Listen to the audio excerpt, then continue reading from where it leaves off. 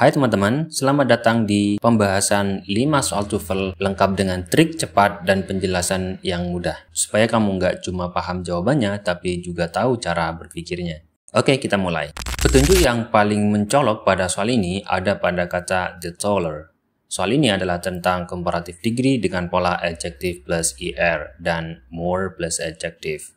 Penggunaan er dan more tergantung pada adjektifnya. Adjektifnya memiliki syllable berapa. Kata taller memakai er karena tall memiliki satu syllable. Selanjutnya, comparative degree di sini bukan komparatif yang biasa tetapi lebih spesifik pada double comparative. Kita ingat kembali rumus dari double comparative agar bisa menjawab soal ini. Pola dari double comparative adalah the plus comparative plus sentence plus the comparative plus sentence. Perlu diingat bahwa sentence itu paling sedikitnya terdiri dari subject plus verb. Jadi, the comparative plus subject plus verb. Kata the taller the building is sudah cocok dengan pola the comparative plus sentence. Ada the building sebagai subject dan is sebagai verb. Nah, mari kita cari jawabannya. Yap, jawabannya ada di C, yaitu the more expensive. Ada the comparative menggunakan more plus expensive.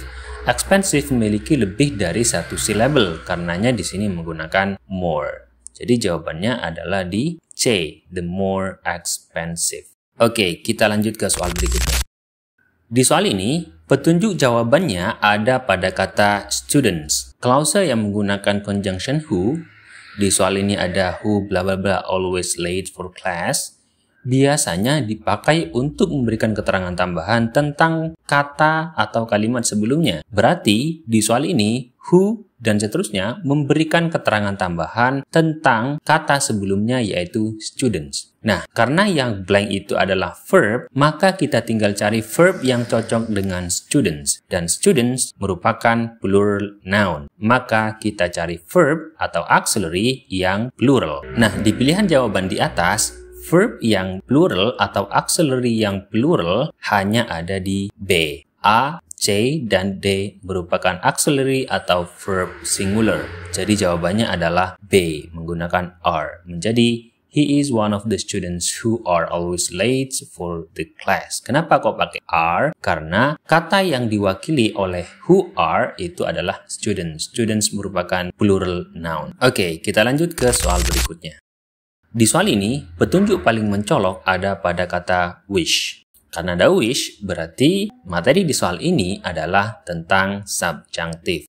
Nah, subjunctive berfungsi untuk menyatakan pengharapan. Ada pengharapan di masa lampau yang namanya past subjunctive, ada pengharapan di masa sekarang yang namanya present subjunctive, dan ada pengharapan di masa yang akan datang atau future subjunctive. Nah, biasanya di setiap pengharapan baik present, past, atau future itu diikuti oleh time signal. Jika tidak ada time signal bentuk past atau future, maka soal ini sudah pasti menggunakan present subjunctive karena tidak ada indikasi past tense atau tidak ada indikasi future. Kita ingat pola present subjunctive lagi. Masih ingat kan? Nah, polanya adalah wish plus subject plus verb 2. Nah, udah bisa ditebakkan mana jawabannya? Ya, jawabannya ada di B, yaitu had. Menjadi I wish I had.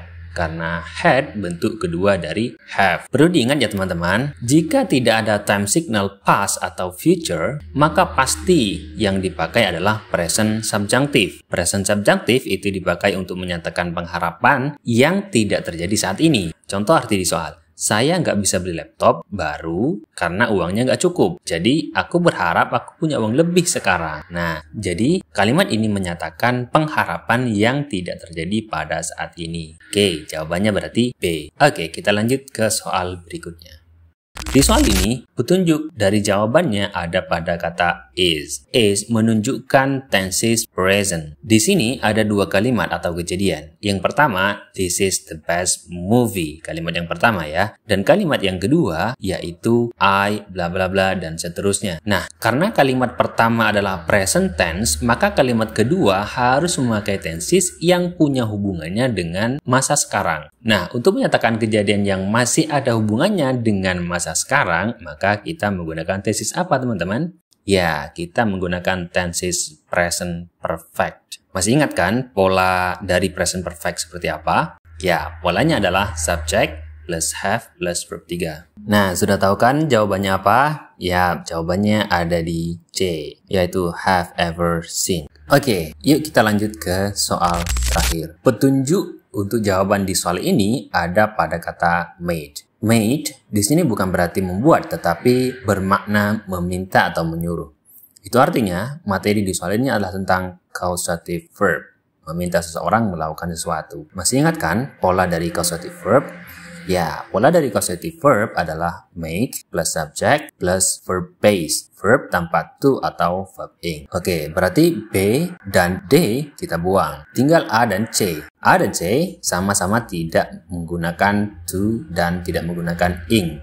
Nah, perlu diingat bahwa verb base adalah verb yang belum mengalami perubahan sama sekali. Sementara did adalah perubahan dari kata do. Berarti jawaban yang benar adalah A, yaitu do. Oke teman-teman, itulah tadi pembahasan 5 soal TOEFL. Semoga teman-teman dapat memahaminya dan kita ketemu lagi di pembahasan soal TOEFL selanjutnya.